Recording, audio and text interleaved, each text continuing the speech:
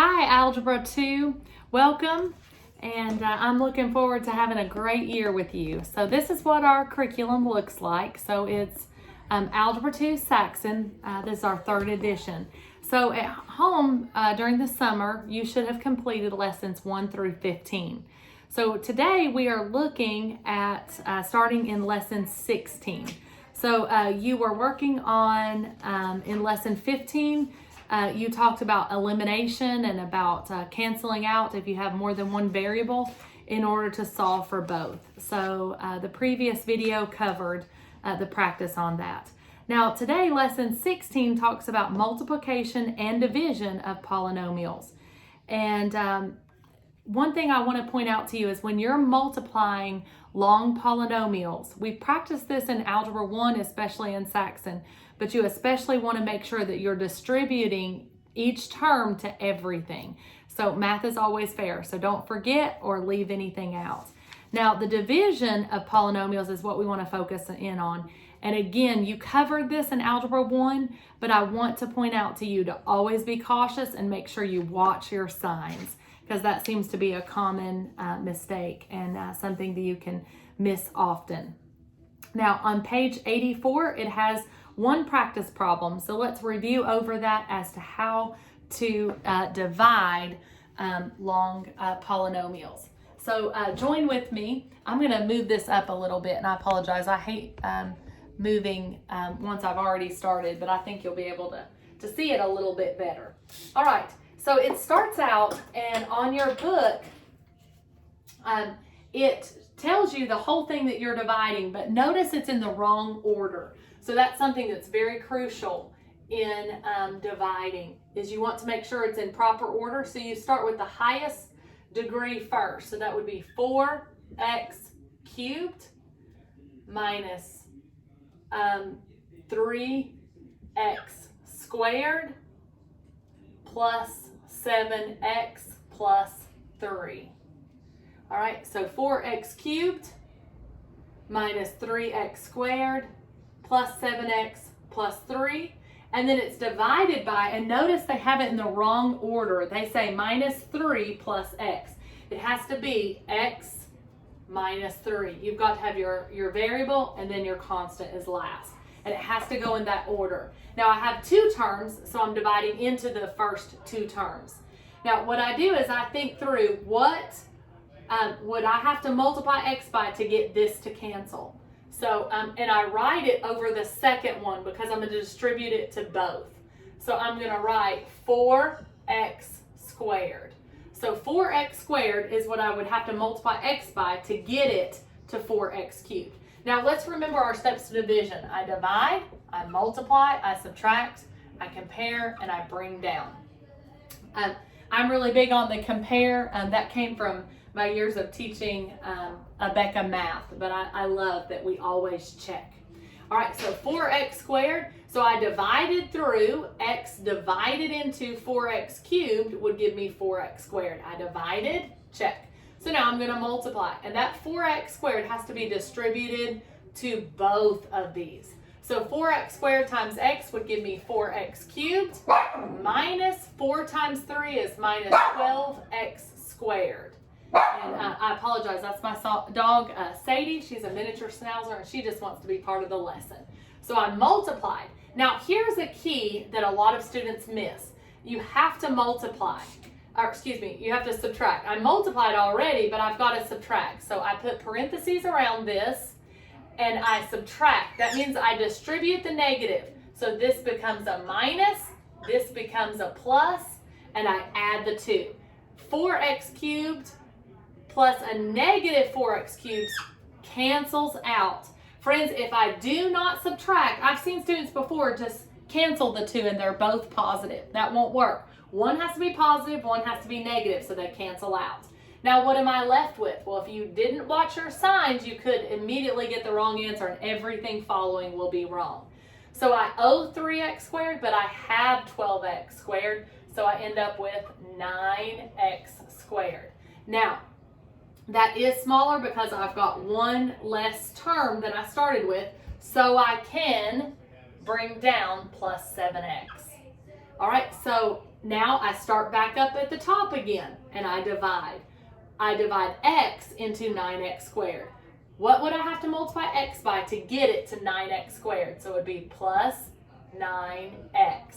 Now I distribute to both. 9x times x, 9x squared, minus 27x. Watch your signs. 9 times negative 3 is negative 27. Now be careful to watch your signs. I'm going to put parentheses around it and I'm going to subtract. So I distribute. So that becomes a negative. Since this was a negative, it becomes a positive. And then I add, I combine like terms. I distributed the negative to both. These two cancel out, and I'm left with 34x. Notice they're both positive. Watch your signs. Now, again, I compare. I went from 2 terms down to 1 term, so I can bring down plus 3. Now, again, I divide. X goes into 34x how many times? Well, just 34, right? Because 34 times x is 34x. I need to get it so it will cancel. And then 34 times a negative 3 will be negative 4 times 3 is 12. Carry my 1. That would be 102. Now, don't forget that you need to put your parentheses and distribute your negative. That would become a negative. That would become positive. Combine like terms. So these two cancel out and it leaves me with 105. That's my remainder. Well, when you were younger, you would just write remainder what? But now that you're in Algebra 2, we write plus 105 over x minus 3. And that's very important that we understand what we should do with the remainder. So again, watch your signs and make sure you're looking out to follow your steps. Now, lesson 17 talks about the subscriptive variables, and it also talks about angle relationships. So we've done long division, and I really enjoy long division just because it can be tedious. But have you ever noticed that some math that we think is difficult, the biggest key is just the neatness of it and making sure you're working down. So make sure all things, just like the Bible says, should be done decently and in order. One thing I would encourage you, use graph paper if you have a hard time making sure things are lined up. That might help you a little bit doing that. You're not required to use graph paper, but that might help you if you have a tendency to lose signs or numbers. So just anything like that that can help you remain organized through your math. Now, subscriptive variables are things that can kind of help you, like especially in money, if you're talking about the numbers of nickels, the number of dimes, and when you get to the end, you think, wait, was X dimes or was X nickels? So your book teaches you a lot about subscriptive variables that they really help in knowing what you're solving for. So that's one thing that your book will go over. And then it talks about angle relationships. So if I have intersecting lines, one thing I want to point out to you are that the opposite angles, we call these vertical angles, are congruent to each other. So, and then one thing also to know is this is a straight line, so I can add these two together, and this will make 180 degrees because every straight line does. So you could either set these equal to each other, or you could add here and here and set it equal to 180, a straight line. So your book is showing you that in angle relationships of how to solve those. And you'll see that a lot on standardized tests. They'll give you different variables, and you have to figure out what is the relationship that I'm solving for. So let's take a look at the bottom of page 87, and it has a few practice problems for us. So page 87, lesson 17. It says, solve this system, and it says number of nickels plus, and what did it tell us O was for? Is that a D or an O? Okay, I'm sorry. The light in here is not as good.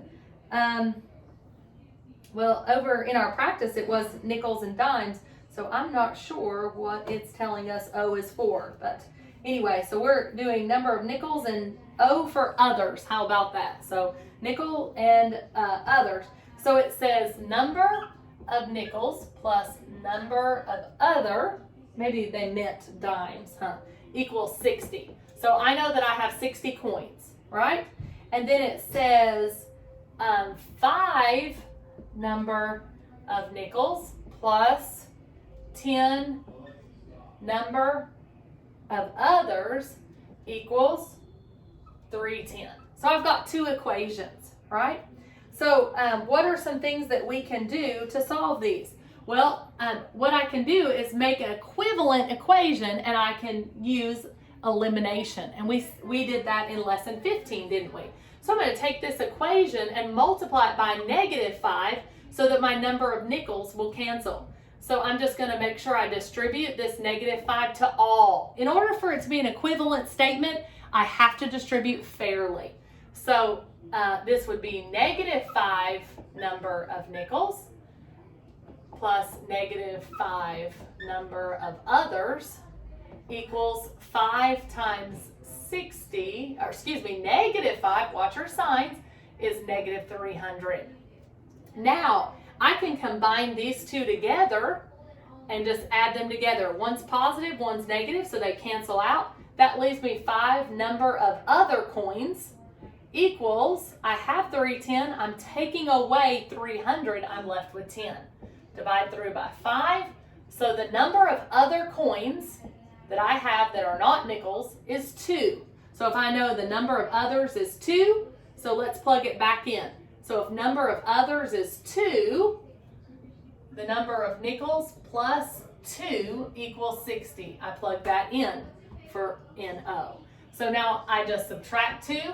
So I know the number of nickels, friends, is 58. That's a lot of nickels, isn't it? So that's how we solved our first practice, practice A. Now, it gave us another, it said solve the following system of equations. So it gave you RM equals 50, and then you have to solve the others. I'm sorry, I missed. RW is 70, and then it said TM plus TW equals 5. So you're going to solve those. Let's do B together, because I think that can be a little bit confusing. You just see all these and think, how in the world do I set this up? Typically, I won't do all practice problems, but since these are not the same, I think it can be a little bit intimidating. So I've got R to the base M, TM plus RW, TW equals 380. Then it told me that RM equals 50, RW equals 70, and then it also told me that TM plus TW equals 5. All right, so I'm going to plug in what I know. So if I know RM is 50, I'm going to go ahead and write that here. 50 TM plus, it told me RW is 70, TW equals 380. So I've rewritten this statement to plug in what the two things that it gave me. All right, now I'm left with TM, TW, TM, TW. Now, one thing is I could eliminate and I could multiply this whole thing through by -50, and then I could cancel those out. Or I noticed that these can be easily isolated, so I could just subtract TW and do what we call the substitution method. Now, some of you might like elimination better. I actually like elimination better, but I wanted to show you a different way to solve those. So I've isolated TM and said that it equals this. So I'll just say 50 times 5 minus TW plus 70 TW equals 380. Now, I don't know if the book told me what each of those were in the practice problems up above, but when we use the subscriptive variables, it's so that we can know what each one is worth very quickly. So this is 250 minus 50 TW plus 70 TW equals 380. All right, don't let this part confuse you. That's a different problem. And I wish I had different colors, but I've used my blue up so much, so I'll have to get some more. So now let's combine like terms. I owe 50, but I have 70, therefore I have 20 TW. and I'm going to go ahead and subtract 250 to the other side. So it equals 130, right? So 380 minus 250. All right, I'm checking my math. Are you noticing that? All right, so now I divide through by 20. I wish it had been an even number. That would have been a lot nicer, huh? All right, let me make sure that I did everything correctly. 50, 70, 20. All right, so I was hoping that Saxon would give us something a little bit nicer to cancel through, right? So TW equals, the 10s will cancel, so it's 13 over 2, right? So if TW is 13 over 2, then I just plug it in over here. So how do I find out what TM is? I say TM equals 5 minus 13 over 2. And then I would just solve that. So I know that 13 over 2 is 6.5, right? Because 12 over 2 would be 6, so it'd be 6.5. If I have 5, that would be TM equals negative 1.5, right? Or you can leave it in fraction form. So if I change this, this would 5 over 2 would be 10 over 2. So that would leave me with negative 3 over 2. All right, so that's TW and TM. And I am sorry that those look not as pretty as letter A, so I apologize. All right, let's take a look at letter C. So letter C says find X and Y. Now, again, we're on the bottom of page 87. I apologize, I'm facing the board. On the bottom of page 87, it shows you intersecting lines, and we'll need to take a look at those to make sure that we understand exactly what their relationship is. So let me erase my board and let me go over with you the last practice problem. So again, this is lesson 17, and I'm on C, the last practice problem. And I'm at the bottom of page 87, so that picture there. So it shows you these intersecting lines. So it kind of looks like a straight line, and then you have some that go like this. So it tells you that this is 20x plus 5y. Then it tells you down here is 110. Well, because these are opposite, I know they have to be equivalent to each other, right? So here's this point, and this angle has to be equivalent to this angle. So I can just, because I know the relationship, 20x plus 5y equals 110, right? I can set those up, right? Now, I also know, let's see what other relationships.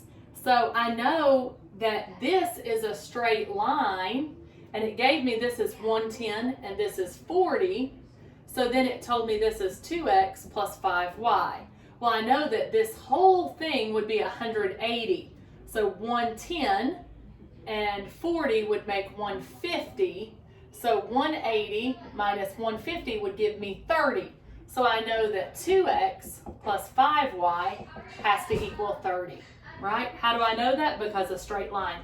So again, I'm using my math reasoning, and I'm having to think through relationships. How can I solve this? Now, I want to be able to cancel, but notice this is 5y and this is 5y. So what if I just multiply through by a negative? Change this to negative, negative, negative, and then add. That would give me 18x. These two would cancel. And then 110 minus 30 would give me 80. Now I've got to divide through by 18. How many times will 18 go into 80? Is that 5? So x equals 5, because 5 times 8 is 40. So I carry the 4. Oh, no, that's not right, is it, friends? It's not going to be an exact match. All right, let's see. So 18 times 5 is 90. Oh, I was hoping they would give you a nicer number, wouldn't they? But appears not to be so. So it's actually going to be an ugly fraction. I'm sorry. I love it when it works out perfectly, don't you, at home? I've had students tell me before, I always feel good when I get a nice number because I feel like surely I got the right answer. But with Saxon, it's not always so. So we've got to reduce it, And 2 will go into both of them, so that would be 40 over 9. So that's my x. So now I can plug that back in and then solve it for y. So I can write it here. So 2x plus 5y equals 30. So if x is 40 over 9 times 2 plus 5y equals 30. And don't forget, you've got to solve for both of them. And I am very, very sorry. I had hoped that it would work out a lot nicer. All right, so that would end up being 80 over 9. And then plus 5y equals 30. Then you would subtract 80 over 9. And then you would end up with 5y equals, and then you would solve it. Now, I'm actually going to go to my solutions key, and that's because right now I'm taking video with my phone, and I did not bring a calculator, friends. I thought that this would, on lesson 17, be simple math, so I apologize. We should have brought our calculators and been a little bit more prepared, so I apologize. But the solution was correct, that we had x equals 40 over 9 is what we already solved for, so we plugged it in here. And then once we solve it through, we plug in 40 over 9, and we end up with 5y equals 30 minus 80 over 9. So that ends up being, let's see, 190 over 9. 190 over 9, and then we divide through by 5, and we end up with y equals 38 over 9. Woo! Those are some tough fractions, aren't they, friends? But welcome to Algebra 2, and Saxon is really testing you whether you know substitution and elimination. So again, that is lesson 17. Now, lesson 18 is ratio word problems and similar triangles. So it's really important that you understand that if something is similar, their ratio is going to be the same. Have you ever seen that a stop sign always looks the same, whether it's a picture of one, whether it's an actual sign, or it's in a book, because it's a ratio. It's a regular octagon. All the sides are the same, so the ratios are the same. So your book is practicing over those. So it says the ratio of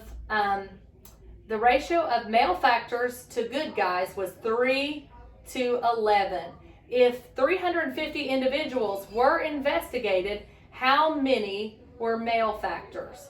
So it gave you the ratio was 3 to 11. The problem is it didn't give you, and one thing you've got to be on the lookout for on these is you've got to look for total. So if the ratio was 3 to 11, this is male factors, and then this was good guys. We'll put GG, male factors and good guys, right, was 3 to 11. But then there were 350 total, right? Well, how do I figure out total over here? Well, total would be 3 plus 11, so that would be 14. So I've got to come up with a ratio of that. It says how many were male factors. So this is what we're looking for out of the total. So I would say 3 male factors out of 14 are total male factors to total is, so 3 is to 14 as question mark is to 350 our total. So what I did is I set up a ratio, but be careful because it didn't give me the final answer in male factors, it gave total. So I had to find the total of the original ratio. So be on the lookout for that. Then once you have a ratio, you just cross multiply. So 14 times, we're gonna let question mark equal x. So 14x equals 350 times 3. So that would be 0, 15, 10. So 1,050. So then I'm gonna divide through by 14. So x, or in our case, we said that we were letting that stand for male factors, right? So on lesson 18, we just set up a ratio, and that's what's really important with those is just setting those up. So I ended up with a total on those as 75 because it was 14 divided into 1015. So male factors equals 75. 1050 divided by 14 is 75. And don't forget to label male factors. All right, so that is letter A. Now, the rest of lesson 18, the practice is just going into B and C. So you're looking for those two. And I want to encourage you, I just spent time doing letter A, but on your own, you'll finish these up, B and C. And all you're doing is setting up a ratio. And notice when I set up ratios, I even put little like subscripts just to remind me of what I'm solving for. Total was on the bottom. And that's the most important thing on a ratio, is that you set it up to be the same. I couldn't put male factors total and then total male factors. That wouldn't be an equivalent ratio. So be on the lookout when you're solving these at home.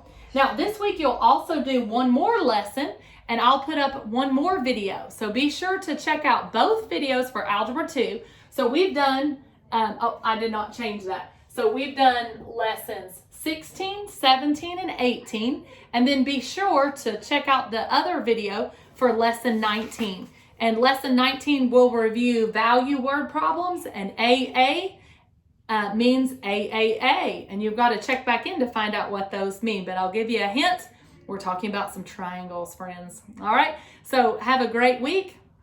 Be sure to check back for lesson 19. Don't forget that we also have a weekly assessment, and that is due no later than Saturday. So make sure you're turning those in online.